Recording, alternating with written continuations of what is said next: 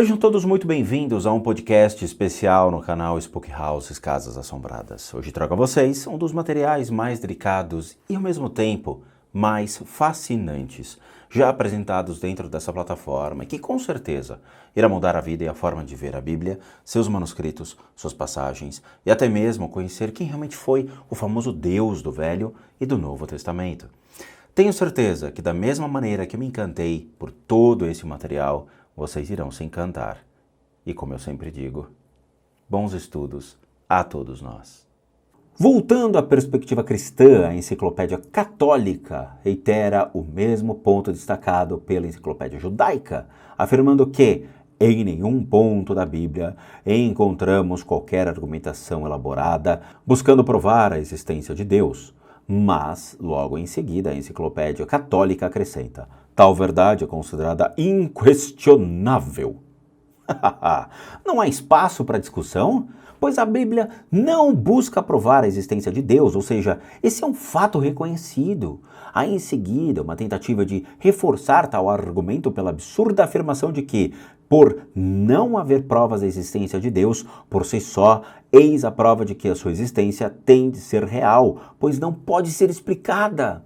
Em escritos cristãos que não fazem parte da Bíblia, podemos encontrar inúmeras proposições que buscam explicar e provar a existência de Deus. Uma escola de pensamento sugere que a resposta pode se resumir a duas proposições: que temos naturalmente uma consciência ou intuição da existência de Deus e que deveríamos, portanto, prescindir de qualquer tentativa de provar essa verdade. 2.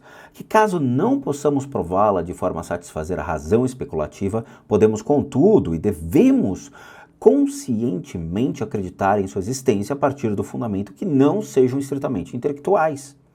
Bom, seja como for, afirma-se praticamente o mesmo. Não precisamos provar a existência de Deus, pois reconhecemos e não mesmo podendo prová-la, devemos de qualquer forma acreditar nela.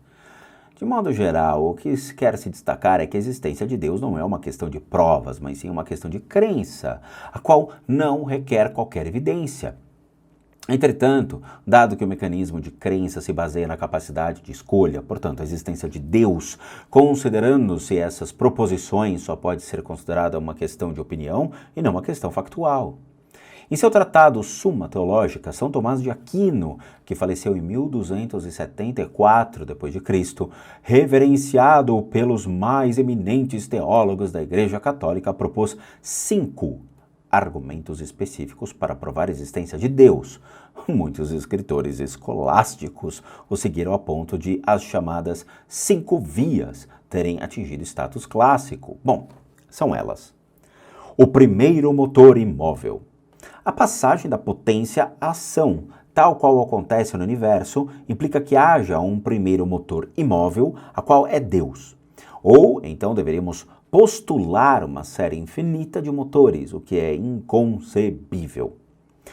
Nada pode mover-se sem ter um motor, e dado que motores podem mover-se, há de haver, em última análise, um primeiro motor, a qual há de ser Deus. Bom, segunda causa. A causa primeira, causa eficiente como a vemos operando neste mundo, implica a existência de uma causa primeira que não é causada e possui em si a razão eficiente para sua existência, isso é, Deus. Brincadeira. Visto que tudo que existe tem causa para existir, então há de haver uma causa primeira, que existia, mas não foi causada. Tudo deve ser criado, por conseguinte, e o Criador há de ter de ser Deus. Bom, terceira causa: ser necessário.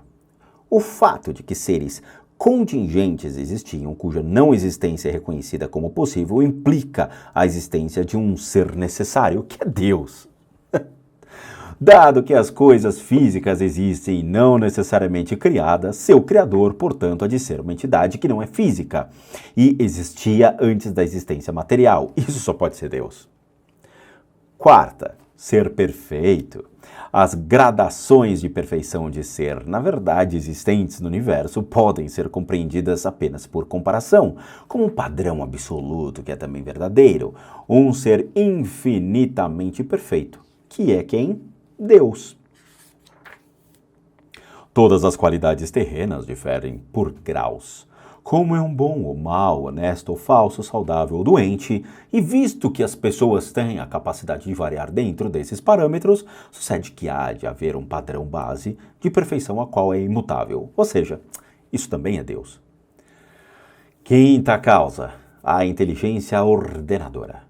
A admirável ordem ou provas de uma criação inteligente que o universo exibe implica a existência de um arquiteto supramundano, que não é nenhum outro senão quem? Deus. Tudo o que existe foi originalmente ordenado. Sucede que há de haver um criador primeiro, um supremo arquiteto que existe e não foi criado. Então isso também é Deus. Bom, vamos lá. Ao considerarmos essas ditas 5 vias, torna-se claro que, mesmo se for válida a pressuposição de que a natureza universal inclua movimento, uma causa primeira e uma forma de criação, não sucede que uma investigação sobre essas questões nos leve automaticamente a Deus. O uso de Deus como forma de concluir tal investigação é apenas um parecer arbitrário que nada prova.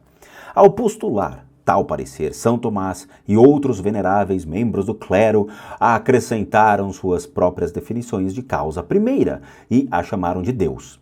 Mas, em nenhum caso, Deus foi considerado como uma realidade pessoal, definitiva, que controla toda a matéria e todos os fenômenos. Caso seja necessário que concluamos todo o objeto de investigação com um único pronunciamento que resulta de uma regressão infinita, então poder-se-ia concluir de forma similar que a natureza seja a causa primeira da existência, muito embora, como resposta conclusiva, ela também pareça vaga e indistinta, ainda é mais compreensível do que evocar a figura de Deus. Não, bom, isso tem se tornado evidente em inúmeras pesquisas que perguntam: você acredita em Deus, querido? A resposta hesitante, que quase soa como uma desculpa em vários casos, é: sim, mas não da forma como ele é compreendido em geral, viu, querido? O que essas pessoas estão dizendo é que acham aceitável reconhecer que haja alguma forma ou força universal que esteja além de nosso entendimento, mas não conseguem perceber essa força dominante como sendo a figura de um Deus. Consequentemente, suas respostas são normalmente moderadas por afirmações posteriores como: o que eu quero dizer é que eu não acredito em um velho sentado nas nuvens. Pode-se questionar por que essas pessoas não respondem simplesmente não acredito em Deus. Dessa forma, descartando Deus antes de falar sobre o que de fato acreditam. Parece haver 2 motivos para isso, e ambos estão relacionados a questões de condicionamento. Um ateísta convicto, com certeza, responderia não, sem nenhum escrúpulo. Mas muitas pessoas preferem dar a impressão de que têm a mente aberta e são de alguma forma espiritualizadas, apesar de não serem seguidoras de uma religião dentro dos padrões convencionais. Tais pessoas são com frequência suscetíveis a uma inteligência social doutrinária, o que leva ao segundo motivo para suas respostas cautelosas.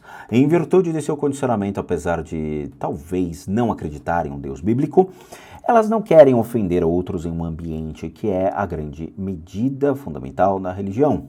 O que resulta em uma resposta condescendente que não declara nenhuma opinião pessoal, seja de um lado ou de outro. Mas essas pessoas, ao serem pressionadas, com frequência professam sua crença em uma força cósmica inexplicável, a qual reconhecem, pode ser chamado de Deus ou como qualquer outro nome. Bom, meus queridos amigos, inscritos e membros do canal Spook Houses Casas Assombradas, espero que tenham gostado desse incrível capítulo, assim como eu me encantei em fazê-lo a vocês.